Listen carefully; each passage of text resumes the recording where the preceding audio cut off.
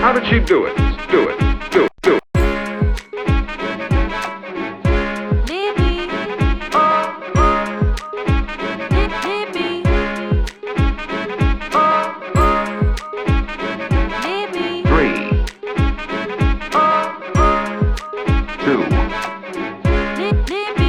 It's the Livio Show. What's going on, everybody? Livio here with the Livio Show. On our next segment, I've got a friend with me here who just released his brand new album, Animal, Gareth Dunlop. How's it going today? It's going okay. Yeah, thank you so much for having me on the show. Hey, of course. Thank you so much for joining me on this lovely Friday. It's really great to chat with you about your new album, Animal, which I thoroughly enjoyed listening to. I felt like I was listening to a movie soundtrack, not gonna lie. I love that. That's good to hear. Awesome. So we're going to get into a couple of these songs that you actually have written for sync, but then just your whole style, your voice, the sounds that you've incorporated, and then a little bit of your songwriting. But first off, tell me a little bit about the inspiration behind the title Animal and how that's kind of embodied in these different songs here. I feel like some of them almost are kind of like alluding to like the inner struggle that we face in everyday life. And talk a little bit about that and the inspiration. Well, the whole record kind of started out after I'd written, the title track of the record, Animal, and it was one of those songs. It doesn't happen very often, but a lot of the time I kind of labor over songs. I'll, write what I think might be it, and then I'll go back to it a couple of days later and keep kind of tweaking and tweaking. And Animal was one of those ones that it fell out onto the page. I had the bass riff in my head. I was humming it all morning, and I sat down. And the words just kind of fell out, which is kind of rare for me.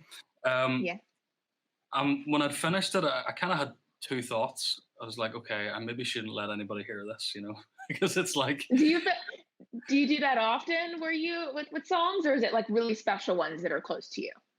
It was very much like that with this song in particular, because it's the song's pretty much about my own kind of hang-ups with myself and my own kind of oddities and all that kind of stuff. So that was my first thought, and then my second thought was, I wonder if there's any more songs like that hanging around in me.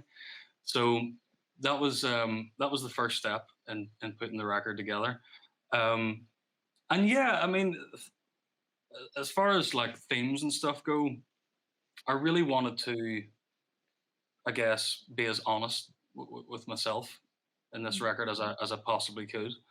A lot of my career as a songwriter has been spent writing for other people and writing for film and TV shows and things like that. And you're trying to put music into somebody else's kind of parameters.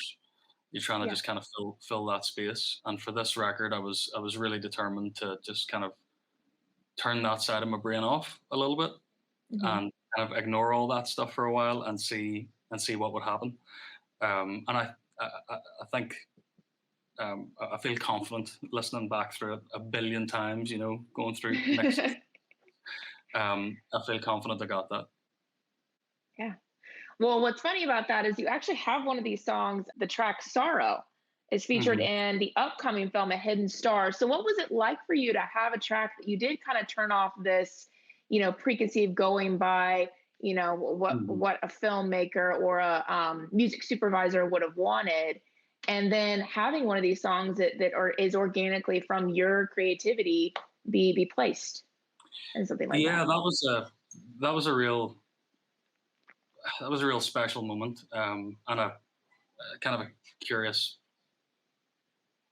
kind of way that it came about.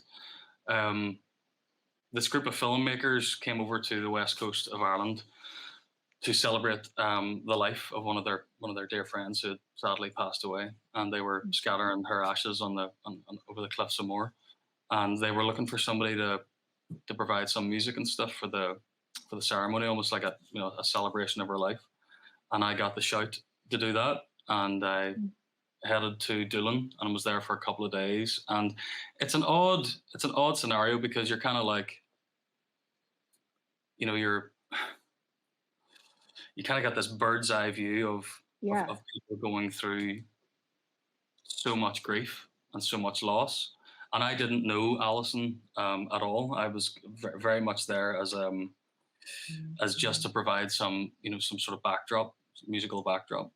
But the more I got talking to her friends and her family, and they just shared so many amazing stories about her, I kind of felt like I almost got to know her in a strange sense. That's Um, cool. and they were so gracious. And when they finished up wrapping up the documentary that they were making about her life and stuff and her journey, they had asked me, would I be up for trying to write something for the documentary? And I gave it a go. It was a huge honor, but also like a massive responsibility because it's such a heavy subject.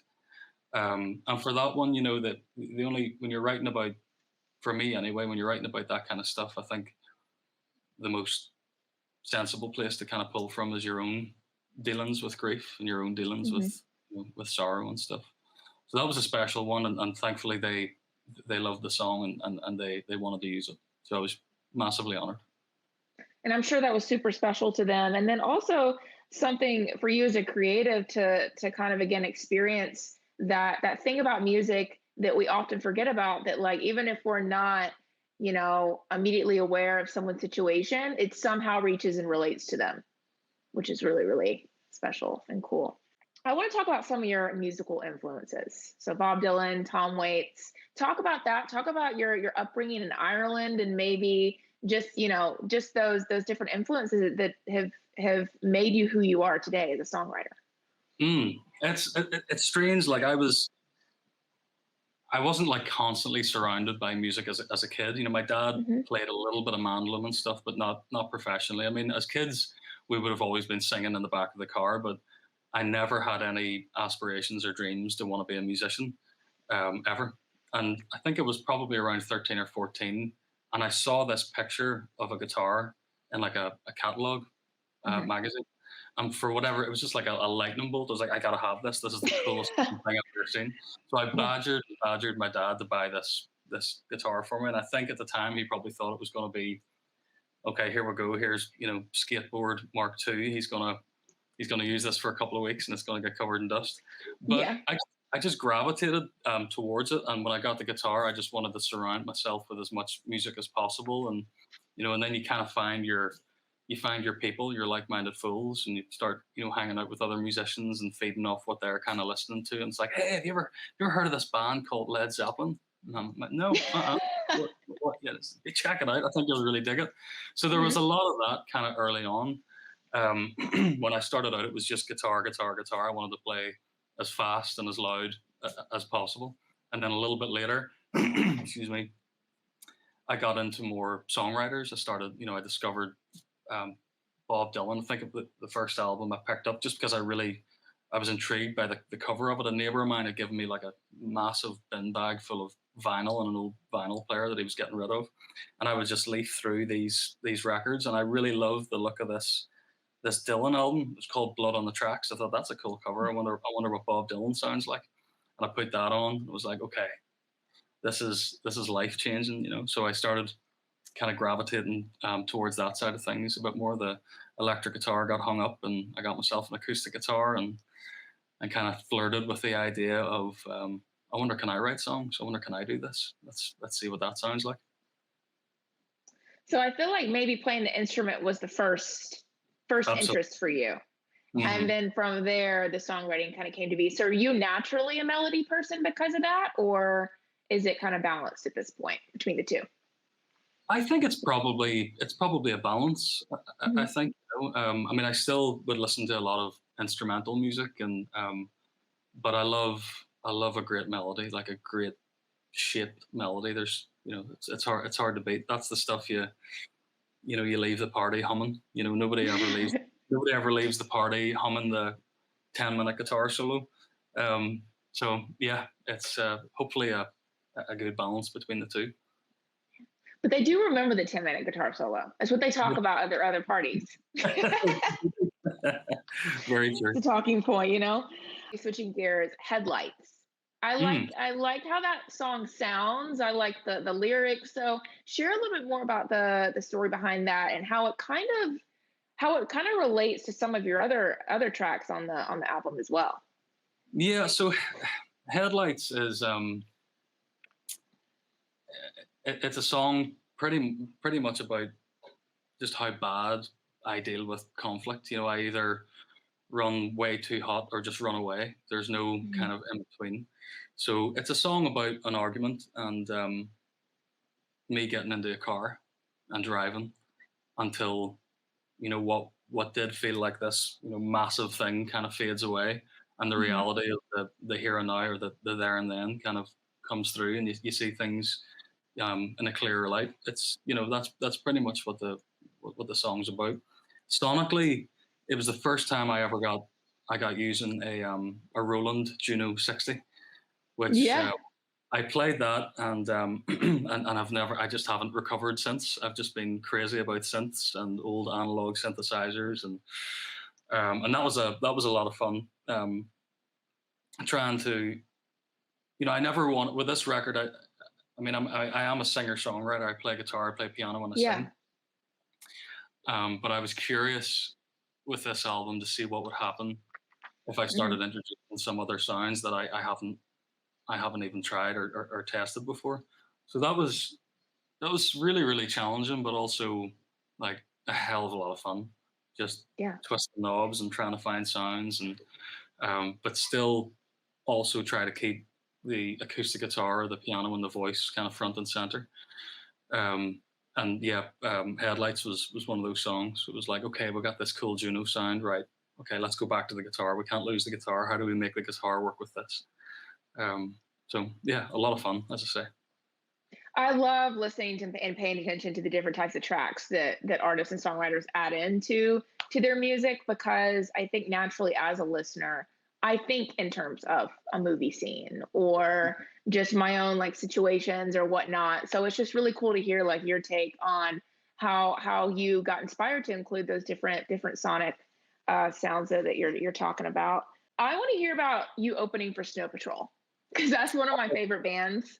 So Okay, I just cool. want Yeah. to hear that experience and what that was like. And I feel like that was probably an amazing show. Yeah, that was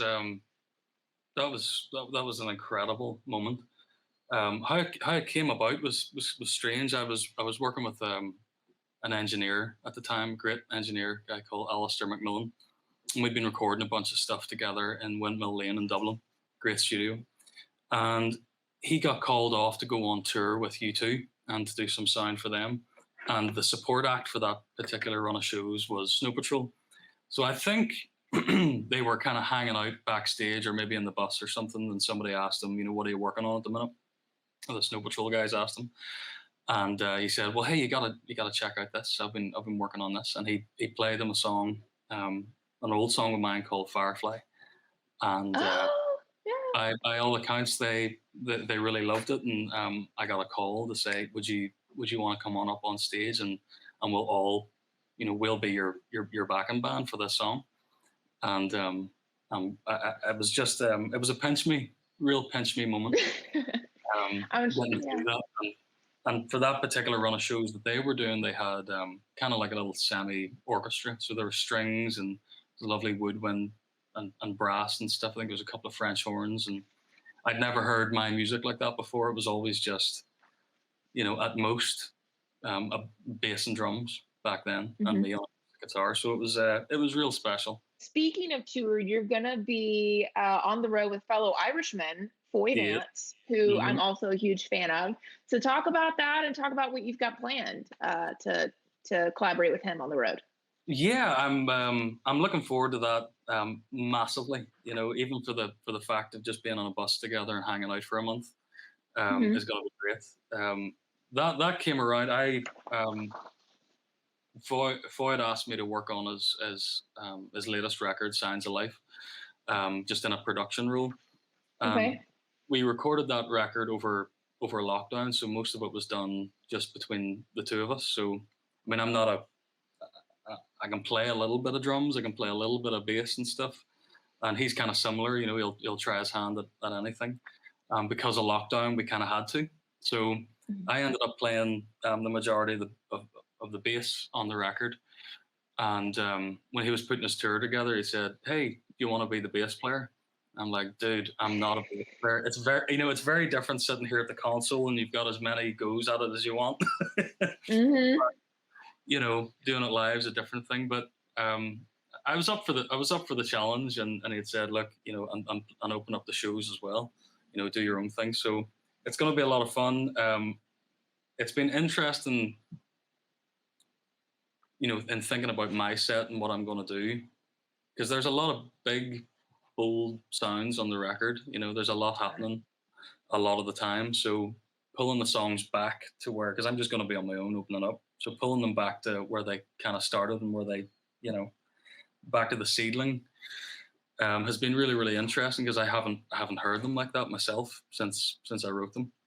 So it's going to be me up there on stage trying to hold the room on my own for half an hour before Foy takes the stage and does the thing.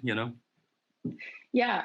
And I want to hear just kind of your take on the song Look Back Smiling, because I feel like Mm, that's one of your bold songs. And I want to talk about the music video in just a second, but share mm. just, the importance of that track, and also including your kids in the music video as well. Yeah. So that was the last song that got added to the record. I in my head the album was finished. It was done, signed off on. It was even, I think it was mastered.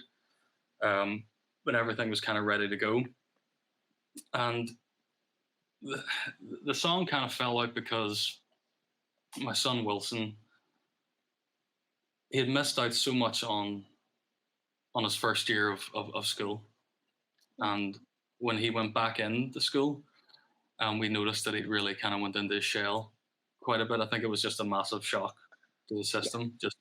Just being with me, Amy, and his sister for so long in the house during lockdown, and then going back to school and sitting in a classroom with 30 other kids. It was a bit like, what is this? This is a bit Mhm. strange. So he kind of retreated into himself a little bit, and we had calls and stuff with his teacher, and it kind of plagued my mind for a while.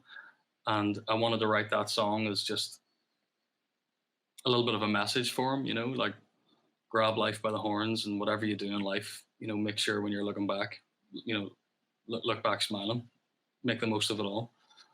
Um, and when it was finished, I kind of felt like it needed to go on the record, so we had to we had to find space for it. And yeah, he saved his dad from having to be in a music video. I'm pretty terrible with music videos and even pictures. Like if I'm at a party and somebody produces a camera, I have a tendency to turn into a waxwork of myself. So yeah, the music video side of things has never been something I've kind of jumped into with a smile on my face. So yeah, he saved me from having to do a video, and he had a blast doing it. He had a great time, and he is such a star. He did great. Him and his sister Joni's in it as well. Oh yeah. Yeah, no, they did great. Super proud of them. Well, it's a gorgeous video and a really great record. Do you look back smiling at the whole record that you've created? Like, does that stand true for you? Don't get me wrong. I'm so happy to be over the finish line. Hmm. There were very testing times to try to get it done, especially over lockdown. And I I think for 2 years I had before lockdown hit and the pandemic took over, I had a tour booked in Europe, I had a tour booked in the UK, and this album, well, back then it was a different version of it, but it was ready to go. Hmm. And when everything kind of went south, I did what a lot of songwriters and musicians did. I just put the album away and kind of forgot about it for a while, um, which was very, very strange. A strange thing to kind of put so much effort into something and just be kind of keeping yourself on fire for it, and then to just pour water over it and go, okay, that can't happen right now. So I'm Yeah. really, really glad that it's finished. I'm really glad that we can tour again. I'm really glad we can play shows and make the most of it. So yeah, it's an interesting project to look back on. Absolutely. Well, I want to talk about some of your pastimes outside music. So obviously your Okay. family's a big deal, Mm. cooking. I'm a Yeah, fan of bourbon, so I want to hear about Irish whiskey and what I should know, yeah, yeah. um, just based on your experience and just what you love about having those things in your life to enjoy, Mm. aside from producing music and creating. Yeah, it's I could happily put 24 hours a day every day away, just sitting here in the studio at the console, but it's not healthy. You got to have other things in life that help you kind of switch off. Hmm. For me, I'm not by anybody's estimates a good cook, but I love cooking. Like I absolutely love cooking. I'm terrible at following recipes. I kind of I follow my nose most of the time, um, and I'll try anything. So like my favorite thing to cook is just like anything that takes a lot of time. I love going Okay. out to like the grocery store and just buying the best ingredients for that particular dish, coming home and like anything slow cooked where I can open up a bottle of wine, put on a record that I've been meaning to Hmm. listen to, and just take an afternoon cooking. It's a whole ceremony. Hmm. Um, and then fishing. I recently got back into fishing with my dad, um, and it was really just to spend a bit more time with him. He's an avid fisherman, loves it, lives for it. Um, and I'm terrible. I'm a terrible fisherman, but I love kind of being up there at the lake where there's no sounds. There's no. Sometimes after a long day in the studio, the only thing you want to hear is nothing. Your Yeah. ears are just kind of beat, and yeah, it's up at the lake, standing in the silence is a perfect place to kind of do that. And then whiskey, yes, I love my whiskey. No, I'm not a like I haven't had enough bourbons to kind of know a lot about it. Yeah. Um, I feel like I need to spend some time getting to know some good bourbons. But um, my favorite Irish whiskey, I think, would have to be a Middleton. Have you ever had a Middleton? It's from No. Cork. It's a really really nice, lovely lovely bottle. Very very smooth. Um, it's got it's almost got like there's a weird kind of citrus note to it. Okay. And then the barrel, I guess that they're keeping it in, gives off like this. It's just super super smooth. I'm not good with whiskey that you taste from here down to Yeah, there. and it's just like burning. You're just like, Yeah, oh my god. I'm like, no, I don't Yeah. know. No. That's not my favorite. But anything super smooth, I'm really into. Yeah, the burning is what I would call moonshine here in the Yeah, South. That is what the moonshine, that's some crazy stuff there. it is crazy. I think I've only really had it once or twice. Yeah, and I was just like, it was more of just like, oh, I survived that 10 Yeah, seconds. I made it. I made And it after through. I was like, I'm good. I'm not trying to like, if I ever Hmm. make it out to Belfast post COVID-19, Yeah, what should I do as a local when I'm there? as a local. Okay, Hmm. so first thing on the list, get to the John Hewitt pub Okay. and order a pint of Guinness. Okay. It's in my head. There's a lot of arguments about this. A lot of people here have their favorite place, but for me, it's hands down one of the best pints of Guinness in Belfast. Um, and then let me see. Maybe even stay there. If you're there at lunch, stay there and get some food. Chef is incredible.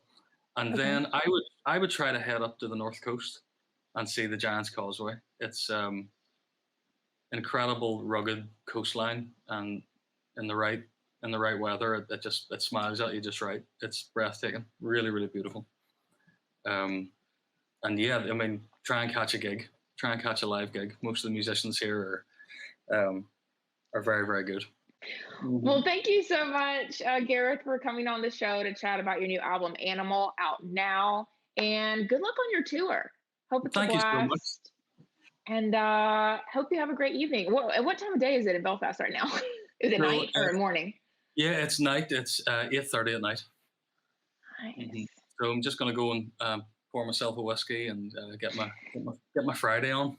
cheers to that, and congrats on your album, and hope you have a great rest of your weekend. Thank you so much. Cheers. Cheers. See ya.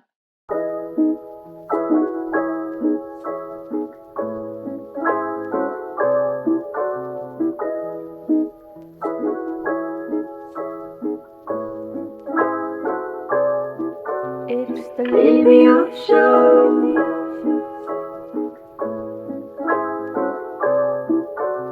The Libya Show.